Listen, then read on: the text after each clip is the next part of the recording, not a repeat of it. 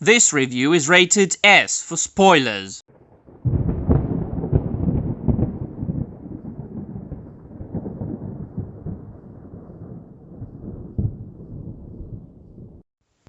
Wes, hi everybody, and welcome to yet another video. Your dear old European law, the annoying Czech, is back with another review. This time Conan the Barbarian by Titan Comics, issue 4, written by the grim Jim Zub, as you can see on the screen, and ravaging Rob De La Torre as an artist, and devious Dean White as the color artist, Riotous Richard Starkings as the letterer, and merciless Matt Murray as the editor. A lot of people working on one comic book, but let me tell you, in this case, it pays off. Because this series is getting better and better the more you read it. The further you progress, the more exciting it is and it gets. It is very suspenseful. It is everything that you want from a Conan the Barbarian story.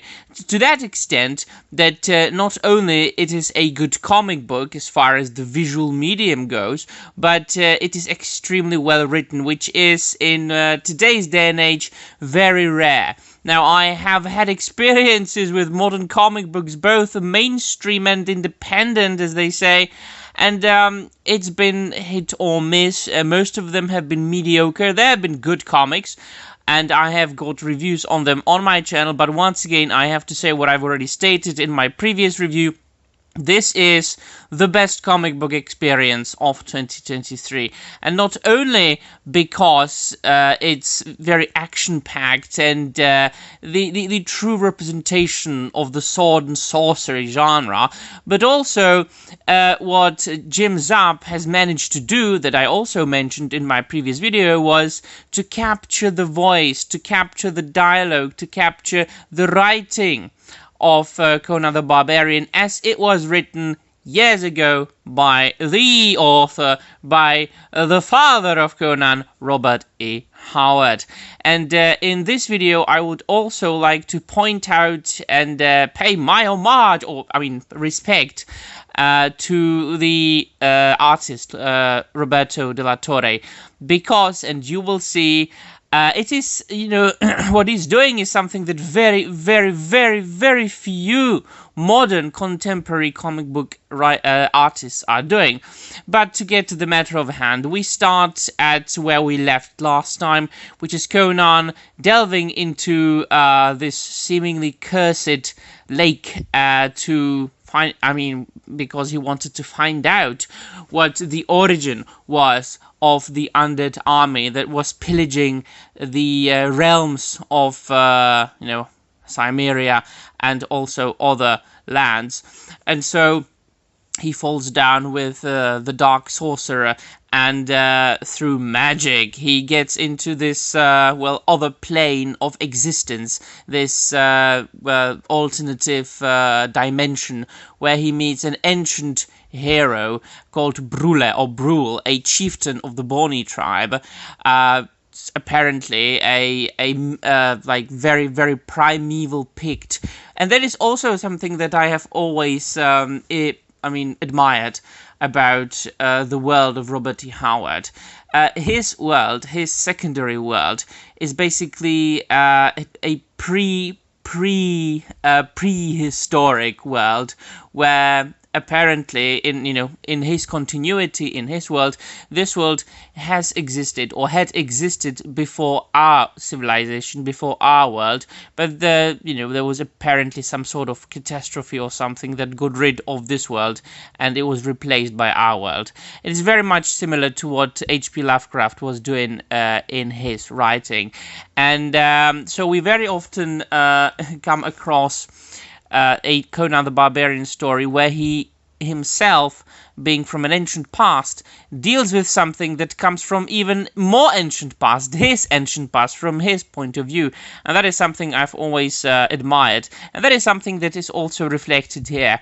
And so he, in this vision, in this astral plane, he speaks with this old Pict chieftain, and he tells him about the origin of the curse of the undead army, where he tells him about his own experience, his own men, his own journey, where he discovered that all of this was caused by this very mysterious ancient black stone that turned people into, well, basically, simply speaking, zombies.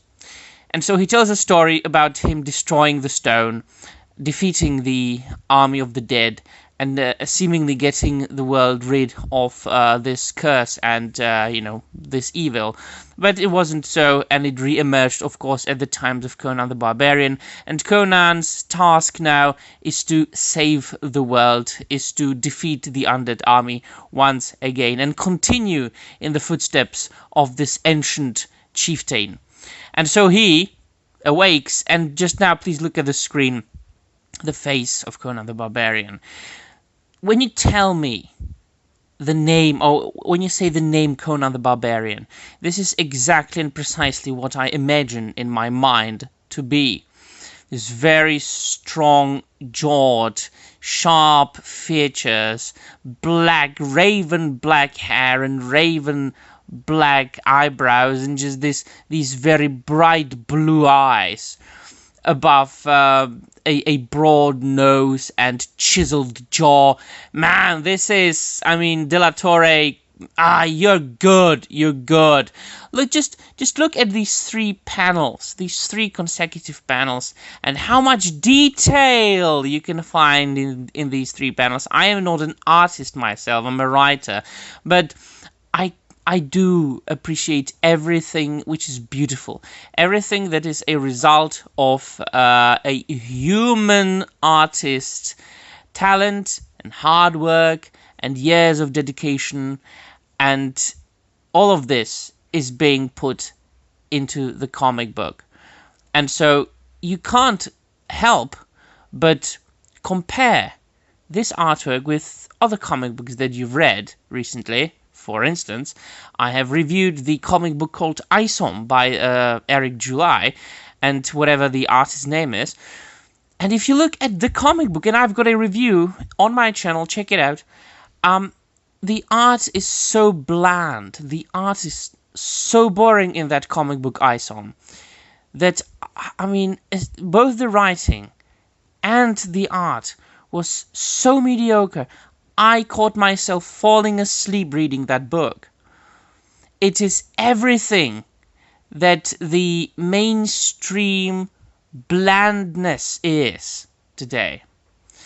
And so I have always had issue with Eric July's comic book in that he sells it as something groundbreaking, that it will defeat the mainstream, that, we will win.